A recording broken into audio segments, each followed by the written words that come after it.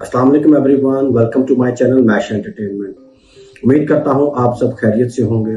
आज हम बात करने वाले हैं एक ऐसे केस की जो लिटरली आपको हैरान कर देगा। आपने शायद मूवीज में देखा होगा कि कोई इंसान नींद में खुद से कुछ कर दे, लेकिन क्या आप इमेजिन कर सकते हैं कि अगर कोई इंसान नींद में किसी की जान ले ले?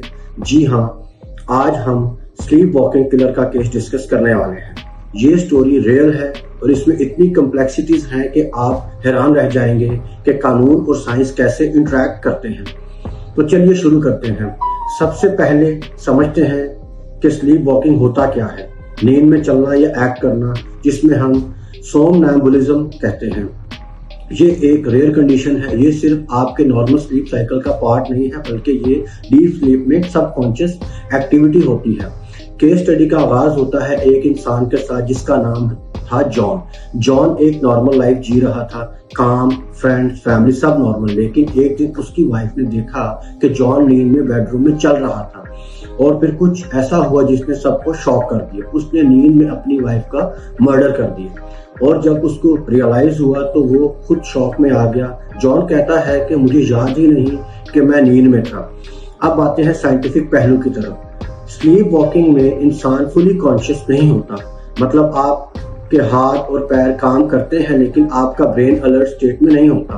कुछ रेयर केसेस में स्लीप वॉकिंग में वायलेंस देखने को मिलता है। एक्सपर्ट्स कहते हैं कि ये रेयर न्यूरोलॉजिकल डिसऑर्डर है और यूजुअली इसमें जेनेटिक, स्लीप डेप्रिवेशन और स्ट्रेस फैक्टर्स इन्वॉल्व होते हैं। जॉन का केस भी कॉम्प्लेक्स था क्योंकि उसकी मेडिकल हिस्ट्री में पहले भी कुछ स्लीप डिसऑर्डर्स रिकॉर्ड हुए थे।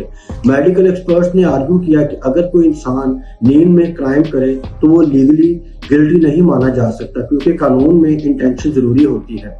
अब बात करते हैं लीगल पहलू की। जॉन के केस में डिफेंस ने आर्ग्यू किया कि मेरा क्लाइंट नींद में था और उसका इरादा कत्ल का नहीं था, लेकिन प्रोसिक्यूशन ने काउंटर किया और इंसिडेंट से पहले जॉन के बिहेवियर के पैटर्न्स, विटनेस स्टेटमेंट्स और मेडिकल रिपोर्ट्स चेक की। यानी कानून के लिए चैलेंज ये था कि कैसे डिसाइड करें कि ये सच में स्लीप वॉकिंग था या कोई एक्सट्रीम।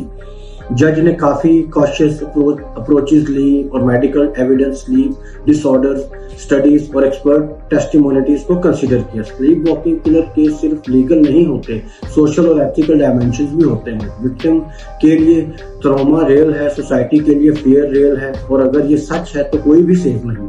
एक्सपर्ट्स कहते हैं कि प्रिवेंटिव मेजर्स, स्ट्रेस मैनेजमेंट और स्लीप डिसऑर्डर ट्रीटमेंट पर फोकस होना चाहिए।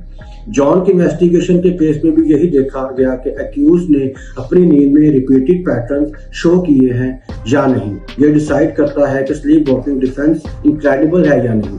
जॉन के केस का कंक्लूजन भी काफी इंटरेस्टिंग था। कोर्ट ने मेडिकल एविडेंस और एक्सपर्ट्स की रिपोर्ट्स को कंसीडर करते हुए स्लीप वॉकिंग डिफेंस को एक्सेप्ट किया। मतलब जॉन को इंटेंशनली गिल्टी नहीं माना गया, लेकिन प्रिकॉशनरी मेजर्स और मॉनिटरिंग जैसा कि थेरेपी, मेडिकल ट्रीटमेंट और रिस्ट्रिक्टेड एनवायरनमेंट इम्पोज की गई। ये केस हाईलाइट करता है कि लीगल सिस्टम, साइकोलॉजी और मेडिकल साइंस का इंटरसेक्शन कितना कॉम्प्लेक्स है। दोस्तों, इस स्टोरी से हमें कुछ इंपॉर्टेंट लेसन मिलते हैं, जैसा कि मेंटल हेल्थ और न्यूरोलॉजिकल डिसऑर्डर्स को इग्नोर नहीं करना चाहिए। कानून में सिर्फ एक्शन नहीं, इंटेंशन भी मैटर करती है। सोसाइटी और विक्टिम्स का पर्सपेक्टिव भी इक्वली इम्पोर्टेंट है।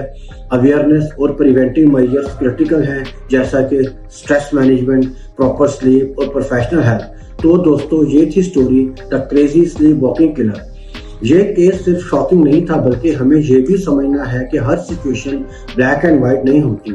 अगर आपको ये स्टोरी इंटरेस्टिंग लगी है तो लाइक करें और शेयर करें, बेल आइकॉन को दबा दें और नीचे कमेंट में बताएं कि आपको क्या लगता है कि स्लीप वॉकिंग में क्राइम पॉसिबल है या सिर्फ एक्सक्यूज है। Keep following.